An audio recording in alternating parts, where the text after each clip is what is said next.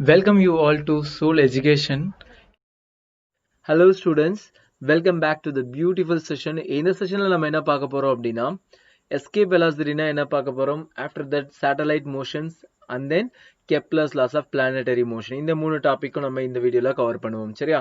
So listen, first of all, first part is escape velocity. Escape வெலாசிட்டினா ஒன்றும் இல்லடா. இப்போ நம்ம எர்த் சர்ஃபேஸ்லேருந்து ஓகேவா, எர்த் சர்ஃபேஸில் ஒரு ஆப்ஜெக்ட் இருக்குது அப்படின்னா அந்த ஆப்ஜெக்டை எர்த் கிராவிடேஷன் ஃபீல்டை விட்டு வெளியில் போகணும் அப்படின்னா எவ்வளோ வெலாசிட்டி நமக்கு தேவைப்படுது அப்படின்றது தான் எஸ்கேப் வெலாசிட்டிங்கிற which is represented by v. சரியா? ஸோ லிசன் திஸ் எர்த் இல்லையா. ஸோ இப்போ இதில் ஒரு ஆப்ஜெக்ட் இருக்குது அப்படின்னா இதை வந்து இப்போ கிராவிட்டி எப்போதுமே கவனிங்க. ஸோ இதில் உள்ள gravitation field towards centre act ஆகும், எர்த்தோட சென்டர் நோக்கி ஃபீல்ட் ஆக்ட் ஆகும் இல்லையா. ஸோ கிராவிட்டியும் அதே டைரக்ஷனில் தான் இருக்கும். ஸோ அப்போ நம்ம இந்த கிராவிடேஷன் ஃபீல்டுக்கு அகைன்ஸ்டாக நம்ம ஒரு வெலாசிட்டி கொடுக்கணும். ஸோ தட் இந்த mass get out from the field ஓகேவா. ஸோ இந்த மாஸ் வந்து இந்த கிராவிடேஷன் ஃபீல்டை விட்டு வெளியில் போகணும் அப்படின்ற வெலாசிட்டி என்ன அப்படின்றத நம்ம கண்டுபிடிக்க போகிறோம். சரியா? So listen carefully. இப்போ கவனிங்க, இப்போ இனிஷியலாக நம்ம கொடுக்குற velocity v which initial velocity which is nothing but the escape velocity. இந்த வெலாசிட்டியை நீங்கள் த்ரோ பண்ணால் மட்டும்தான் it will move away from the gravitational field, right up. So அப்ப இதுல உள்ள potential, I take it as this is a reference, okay, this is a reference surfaces. So இதோட potential energy என்ன அப்படின்னு உங்களுக்கு எல்லாருக்குமே தெரியும், u which is equal to minus gmm by capital R, correct இல்லையா? minus gmm by capital R. இது நம்ம last வீடியோலயே பார்த்தோம், potential energy உள்ள derivations எல்லாமே பார்த்தோம் இல்லையா. ஸோ பார்க்கல அப்படின்னா டிஸ்கிரிப்ஷன்ல லிங்க் கொடுத்துருக்கேன், கட்டாயமா போய் பாருங்க. ஓகே, தென் இப்போ இந்த ஃபீல்டு விட்டு ஓகே, இந்த ஃபீல்டை விட்டு வெளியில போயிடுச்சு அப்படின்னா இதோட potential energy at infinity which is equal to zero, கரெக்டா இல்லையா? நம்ம எப்போதுமே இது ஒரு அசம்ஷன் தான், but always potential energy at infinity which is equal to zero. So listen, next இப்போ வெலாசிட்டி பார்த்தோம் அப்படின்னா இப்போ இனிஷியலா விங்கிற வெலாசிட்டி, அப்போ final velocity which is also equal to zero தான் ஓகேவா. ஸோ இந்த வெலாசிட்டி அதாவது எஸ்கே வெலாசிட்டி நீங்கள் த்ரோ பண்ணீங்க அப்படின்னா ஃபீல்டை விட்டு வெளியில போயிடும், and then its velocity remains zero. Okay, so இப்போ நம்ம என்ன அப்ளை பண்ண போறோம் அப்படின்னா this is only a conservative force இல்லையா, gravitational force மட்டும் தான் ஆக்ட் ஆகும். so this is a conservative force, so we can apply law of conservation of energy. okay, so அப்போ energy conservation யூஸ் பண்ணோம் அப்படின்னா u initial plus k initial which is equal to u final plus k final இல்லையா. so அப்போ initial potential energy என்ன, which is minus gmm divided by r, correct?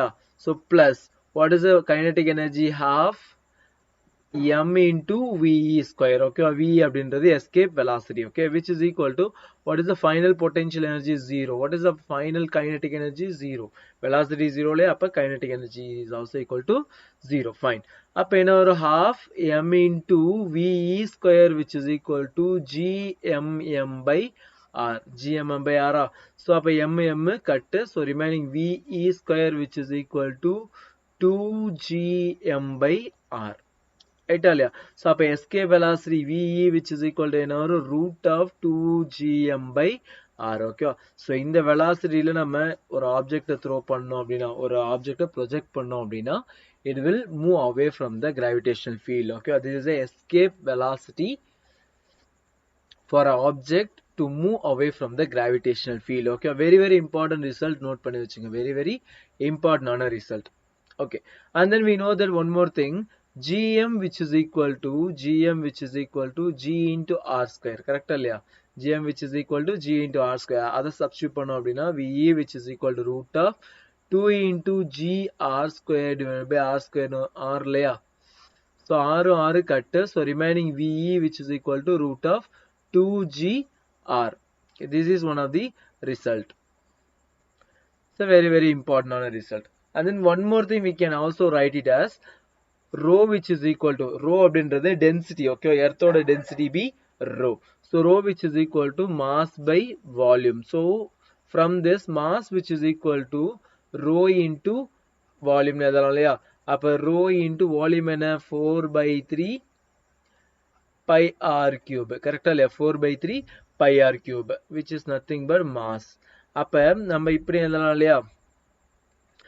so from this equation, so we can write it as escape velocity which is equal to root of 2 into g divided by r m க்கு பதிலா என்ன எழுதலாம் அப்படின்னா rho into 4/3 into pi into r cube கரெக்டா so அப்போ இதில் 6 கட்டா so then வேறு இது 2 கட்டா இருந்துச்சுன்னா சாரி 2 அப்படியே தான் இருக்கும் அப்போ விச் இஸ் ஈக்குவல் டு இங்கே ரிமைனிங் ஒரு r ஸ்கொயர் இருக்கும் ஸோ r ஸ்கொயர்லேருந்து ரூட் அவுட் வெளில வந்துச்சுன்னா r into root of g rho g divided by 3 8 pi வரும் கரெக்டா இல்லையா so 8 pi by 3 into rho g அப்படின்ட்டு எழுதுவோம் சரி this is also escape velocity சரி this is also a result okay so note பண்ணி வச்சுங்க ரொம்ப இம்பார்ட்டன்ட் ஓகேவா நம்ம நெக்ஸ்ட் என்ன பார்க்க போறோம் அப்படின்னா சேட்டலைட் மோஷன்ஸ் எல்லாமே பார்க்கலாம் சரியா ஸோ லிசன் கைஸ் நம்ம எல்லாருக்குமே தெரியும் சேட்டலைட்னா என்ன அப்படின்றது தெரியும் so satellite revolve around the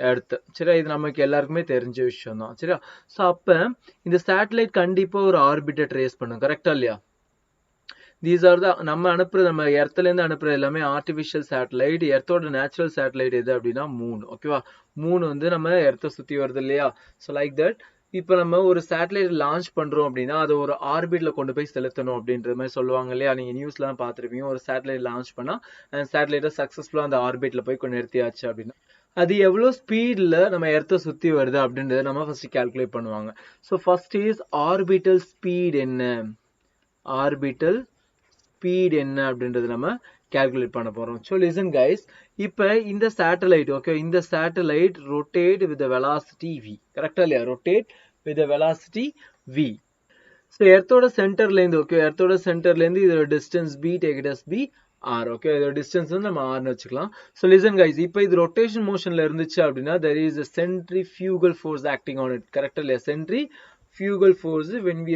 analysis based on the non-inertial frame பார்க்கும்போது centrifugal force இதில் ஆக்ட் ஆகும் கரெக்டா இல்லையா at the same time towards the center there is a force that is called fg that is a gravitational force அப்போ fg which is equal to fc ரைட்டா இல்லையா so அப்போ listen fg which is nothing but the gravitational force which is equal to gmm divided by r square correct இல்லையா so distance between the two masses be r right so r square which is equal to what is the centrifugal force என்ன அப்படின்னு பார்த்தோம் அப்படின்னா mv square by r fine அப்போ ரெண்டு side ஒரு r cut and then m கட்டு அப்போ v square which is equal to v square which is nothing but the orbital velocity this is the orbital velocity v0 ஓகேவா so v0 square which is equal to என்ன வரும் அப்படின்னா gm by r அப்ப v0 which is equal to root of gm by r okay இதுல பாத்தீங்க அப்படின்னா r is the distance from the center of earth to the satellite okay so orbital speed of a satellite is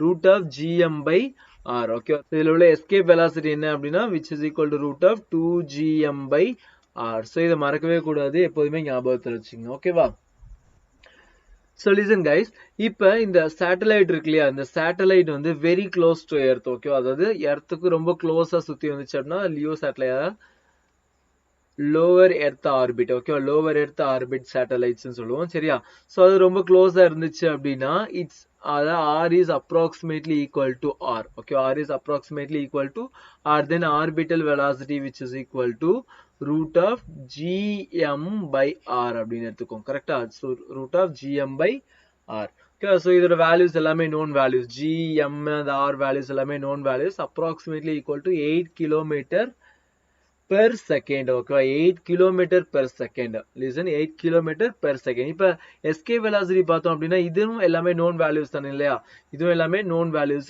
so இதோட value be 11.4 kilometer per second ஓகேவா 11.4 kilometer per second இது 7.9 something வரும் so approximate 8 kilometer per second so இது எல்லாமே constants values so note பண்ணி வெச்சுக்கங்க okay so ஆனா orbital speed குள்ள formula v0 which is equal to root of gm by r escape velocity குள்ள formula root of g2gm by r so note பண்ணீங்க very very important formula problem solve பண்ணும்போது நம்ம இந்த formulas எப்படி apply பண்றது அப்படினா பார்க்கலாம் okay but listen guys escape velocity which is equal to root of 2gm by r and then orbital velocity என்ன பார்த்தோம் அப்படின்னா root of gm by r னு பார்த்தோம் இல்லையா. so approximately r. so இந்த satellite வந்து very close to the earth அப்படின்றப்ப gm by r னு வச்சுக்கோங்க சரியா. so அப்ப இது ரெண்டுக்குள்ள ரிலேஷன் பார்த்தோம் அப்படின்னா what is the relation between ve and v0 அப்படின்னு பார்த்தோம் அப்படின்னா v0 which is equal to root 2 times sorry ve which is equal to okay or escape velocity which is equal to root 2 times the orbital velocity. okay this is the relation. so sometime neatla இது மாதிரி direct relations கூட question ஆக்க chances நிறைய இருக்கு. ஓகேவா. so note பண்ணி வச்சுங்க இதெல்லாம். நெக்ஸ்ட் என்ன அப்படின்னா time period for a satellite பார்க்க போறோம் சரியா. ஸோ நமக்கு முன்னாடி நம்ம படிச்சிருக்கோம் சர்க்குலர் மோஷன் படிக்கும் போதே நமக்கு தெரியும் t which is equal to 2 pi by omega அப்படின்னு படிச்சிருக்கோம் இல்லையா. Time period which is equal to for a circular மோஷன்லயே நம்ம பார்த்திருக்கோம். So time period which is equal to 2 pi by omega. இங்க வந்து சேட்டலைட் வந்து எர்த்தை சுத்தி வருது, தட் இஸ் சர்க்குலர் மோஷன் கரெக்டா இல்லையா. ஸோ அப்ப time period which is equal to 2 pi by omega. omega is the angular velocity of the satellite. நமக்கு தெரியும் omega அதாவது v linear velocity which is equal to this is the orbital speed which is the speed of satellite which is equal to omega into r. சரி omega into r. r ன்றது radius of the orbit. Okay அதாவது the satellite move ஆகுதுல orbit அதோட radius. Okay so அப்ப அத substitute பண்ணோம் அப்படினா t which is equal to 2 pi divided by omega பதிலா என்ன எழுதலாம் omega which is equal to v0 by r னு எழுதலாமா. so அப்ப v0 divided by r னு வரும். so அந்த r மேல போயிடுச்சு அப்படினா t which is equal to 2 pi r divided by v0. ஓகேவா. so நமக்கு ஆர்பிட்டல் ஸ்பீட் என்ன தெரியும் which is equal to root of gm by r. சரியா which is equal to root of gm by r. அது substitute பண்ணுங்க which is equal to 2 pi r divided by root of gm divided by r. so fine. so அப்ப t which is equal to 2 pi r divided by root of gm by r. right. இப்ப இதுல இந்த r மேல போனுச்சு அப்படினா r மேல போனுச்சு என்ன ஆகும் அப்படினா 2 pi divided by root of gm க்கு பதிலா என்ன எழுதலாம் g r square னு எழுதலாமா. g r square into r into root r. correct ah r into root r. so from this we can write it as 2 pi divided by root of g r square into r whole power 3 by 2. correct இல்லையா. so இது 1 இது whole power 1 by 2 ரெண்டே add பண்ணோம் அப்படினா 3 by 2. so this is t. this is t. so இப்போ இந்த 2 pi divided by root of g r square இது எல்லாமே constant values. correct ஆ இது எல்லாமே constant values. so அத நான் ஒரு constant t which is equal to k into r power 3 by 2. so the 1 by 2 இந்த side போயிடுச்சுனா t square which is equal to k into r cube where k is equal to 2 pi divided by root of g r square. okay g r square. so we can also write it as 2 pi divided by r into root g. right இல்லையா. so listen guys, இப்ப பாத்தீங்க அப்படினா t square is directly proportional to r cube. okay t square is directly proportional to r cube. so satellite motionல நமக்கு கிடைச்சிருக்க time period என்ன t square is directly proportional to r cube. r ன்றது radius of the circular orbit. ஓகேவா. so satellite எந்த ஆர்பிட்ல move ஆகுதோ அந்த ஆர்பிட்டோட radius தான் r. so this is which is nothing but Kepler's third law, which is a Kepler's third law for the planetary motion. சரியா. so note பண்ணி வச்சுங்க very very important result. so இதோட full formula t which is equal to 2 pi by root of g r square into r power 3 by 2. okay this is important formulas. ரொம்ப easy. இதெல்லாம் நீங்களாவே derive பண்ணிடலாம். இதை மனப்பாடம் பண்ணும் அப்படின்ற ஒரு அவசியமே கிடையாது. so சிம்பிளா டெரைவ் பண்ணிடலாம். Okay next energy for a satellite. ஓகேவா. ஸோ இப்போ ஒரு ஆர்பிட்ல சுத்திட்டு இருக்கு அப்படின்னா அதுல எவ்வளவு எனர்ஜி இருக்கு அப்படின்றத பார்க்கணும் இல்லையா. ஸோ அதுல எவ்வளவு பொட்டென்ஷியல் எனர்ஜி அந்த எவ்வளவு கைனெட்டிக் எனர்ஜி அப்ப டோட்டல் எனர்ஜி என்ன அப்படின்றத பார்த்துடலாம். சரியா. டோட்டல் மெக்கானிக்கல் எனர்ஜி இல்லையா. ஸோ இப்ப பார்த்தோம் அப்படின்னா பொட்டென்ஷியல் எனர்ஜி இப்ப கவனிங்க this is earth. ஸோ இதுதான் ஒரு சேட்டலைட் வந்து சுத்தி வர ஆர்பிட். ஓகேவா.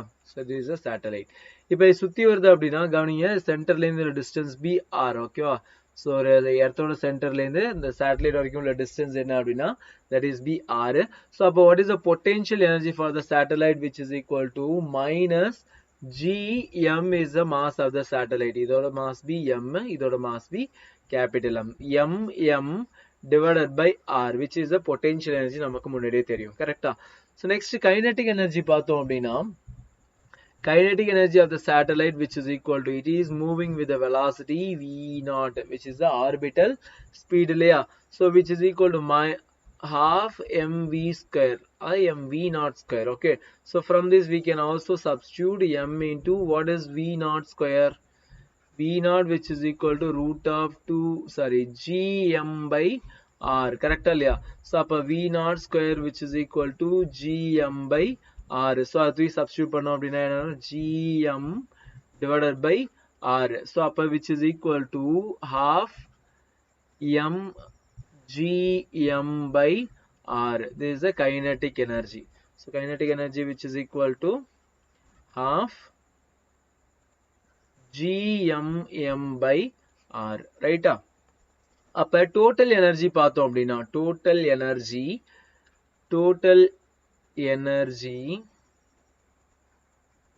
which is equal to kinetic energy plus potential energy. Correct இல்லையா? அப்ப kinetic energy என்ன? half gmm by r minus gmm by r, which is the potential energy. Correct இல்லையா? So ரெண்டே subtract பண்ணோம் அப்படின்னா we get total energy, which is equal to minus half gmm by r. Okay, so energy negative la irundhuchu appadina total energy negative na, it is a bounded. Okay, this is a bounded system அப்படினு அர்த்தம். Okay, this is a bounded system.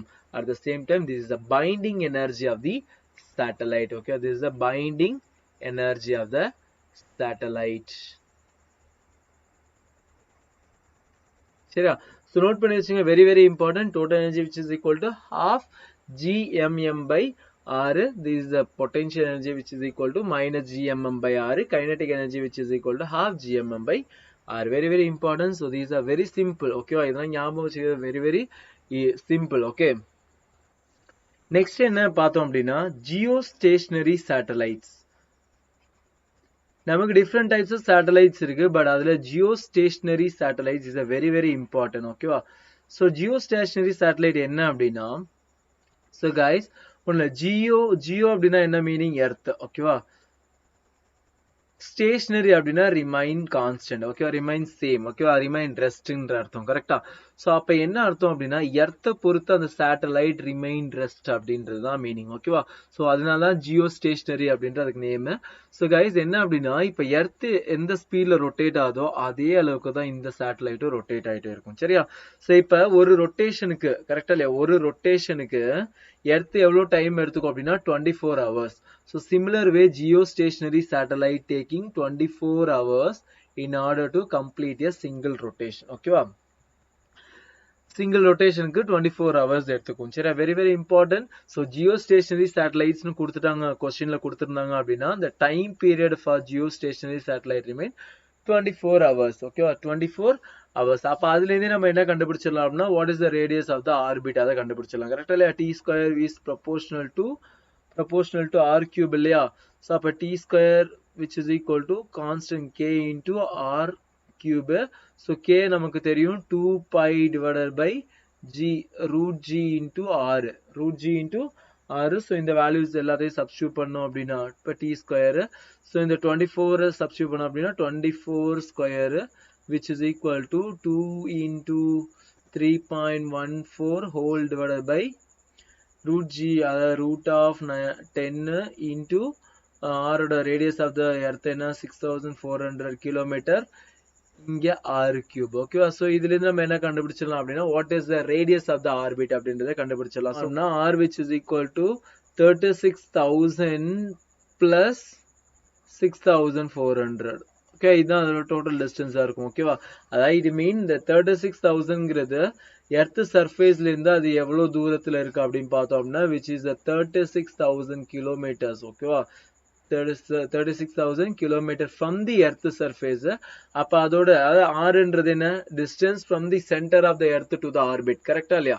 So அப்ப இது 36,000 plus 6,400 kilometer add பண்ணும். கரெக்டா? 6,400 add பண்ணோம் அப்படின்னா we will get what is the total radius of the orbit ஓகேவா. So அப்போ சர்ஃபேஸ் அதாவது எர்த் சர்ஃபேஸ்லேருந்து எவ்வளோ டிஸ்டன்ஸில் இருக்குது அப்படின்னு பார்த்தோம் அப்படின்னா விச் இஸ் 36,000 ஓகேவா. 36,000 கிலோமீட்டர்ல அந்த ஆர்பிட் இருக்கு.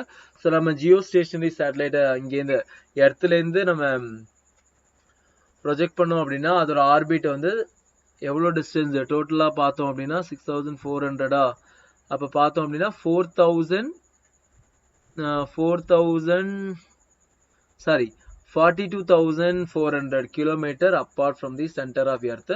நம்ம எர்த் சர்ஃபேஸ்ல தான் ப்ரொஜெக்ட் பண்ண போறோம் கரெக்டா. அப்ப எர்த் சர்ஃபேஸ்ல இருந்து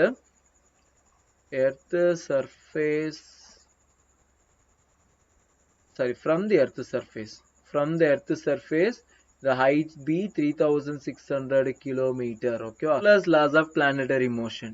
Kepler's laws of planetary motion பார்க்கலாமா. so Kepler's first law என்ன அப்படின்னா first law என்ன சொல்லியிருக்காரு அப்படின்னா all the planets revolve around the sun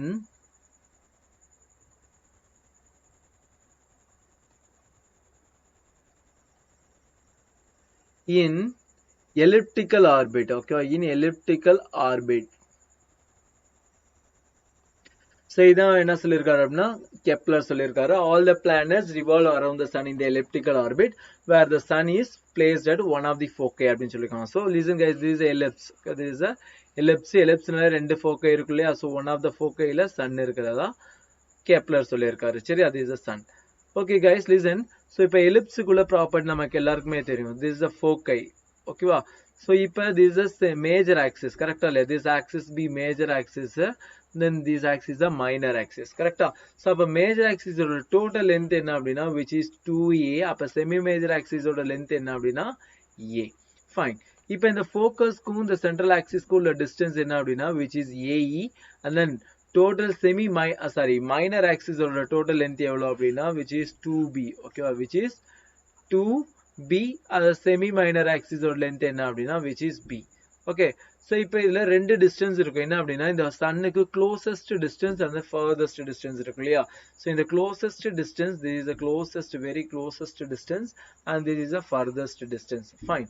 so அப்ப இந்த closest distance எப்படி calculate பண்றது அப்படின்னா which is r minimum okay. this is the closest r minimum which is equal to so in the total distance be a minus a அவ்வளவுதான் a minus ae. அந்த e அப்படின்றது eccentricity okay. e which is nothing but eccentricity. so இதுக்குள்ள formula என்ன அப்படின்னா root of 1 minus b square by a square. b which is nothing but the semi minor axis, a which is nothing but semi major axis. so அப்ப a இதுல காமனா எடுத்துட்டோம் அப்படின்னா 1 minus e. so closest distance என்ன அப்படின்னா a into 1 minus e. what is the furthest distance which is r max which is equal to a plus ae okay. a plus ae. so a வை காமனா எடுத்துட்டோம் அப்படின்னா 1 plus e சரியா. 1 plus e which is very very simple relations. so இத மட்டும் ஞாபகம் வச்சுங்க. so இந்த closest region இந்த region பேர் என்ன சொல்லுவாங்க அப்படின்னா பெரிஃபீலியன் ஓகேவா. பெரிஃபீலியன். so இந்த furthest distance இருக்குல இந்த region பேரு ஏஃபீலியன் அப்படின்னு சொல்லுவோம் சரியா. Aphelion region. so இத நோட் பண்ணி வச்சுங்க, ரொம்ப இம்பார்ட்டன்டான parts okay. so this is the Kepler's first law. next second law என்ன சொல்லிருக்காருன்னு பார்க்கலாம் okay. Kepler's second law which is called area law அப்படின்னு சொல்லுவோம் சரியா. which is also called area law. so listen guys, இப்போ first law என்ன சொல்லிருக்காங்க அப்படின்னா all the planet revolving around the sun in the elliptical orbit னு சொல்லிருக்காங்க சரியா. so இப்போ next second law என்ன சொல்லிருக்காரு அப்படின்னா sun ஓகேவா. இப்போ ஒரு பிளானட் வந்து ஒரு பிளானட் சன்னை சுத்தி வருது அப்படின்னா இந்த பிளானட் அது க்ளோசஸ்ட் டிஸ்டன்ஸ்ல ரொம்ப ஃபாஸ்டாகவும் ஃபர்தஸ்ட் டிஸ்டன்ஸ்ல ரொம்ப ஸ்லோவாகவும் சுத்தி வருதா சொல்லியிருக்காரு ஓகேவா. இட் மீன் க்ளோசஸ்ட் டிஸ்டன்ஸ் இப்போ டி டைம்ல ஓகேவா. டி டைம்ல இப்போ இந்த இடத்துல உள்ள this is a planet okay. அந்த pங்கிற planet பாயிண்ட் ஏல இருந்து பாயிண்ட் ஏ டேஷ்க்கு வருது சரியா. அது அட் க்ளோசஸ்ட் டிஸ்டன்ஸ்ல ஃபாஸ்டா சுத்தி இங்க வந்துருது ஓகேவா. இப்போ அதுவே ஃபர்தஸ்ட் டிஸ்டன்ஸ்ல பாத்தீங்க அப்படின்னா ஸோ அதே ஏ பாயிண்ட்ல இருந்து இவ்வளோ அதே டைம் டீக்கு இதோட டிஸ்பிளேஸ்மெண்ட் எவ்வளோ, அதாவது இதோட distance travelled be a dash. This is very small distance. Okay.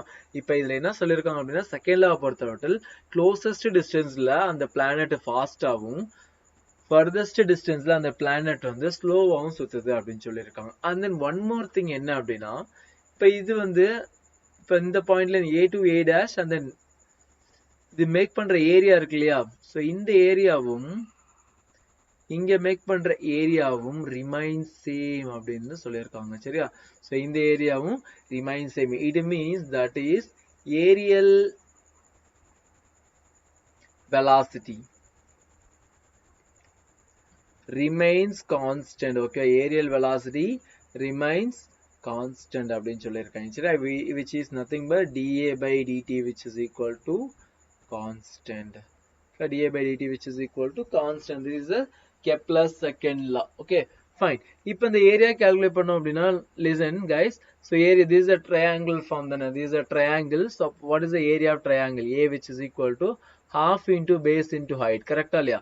அப்ப half into what is the base which is a small distance இல்லையா? So I take it as to be a dash. Okay, a dash into, so then next என்ன அப்படின்னா base into height which is nothing but the radius of the orbit. Correct இல்லையா? radius of the orbit.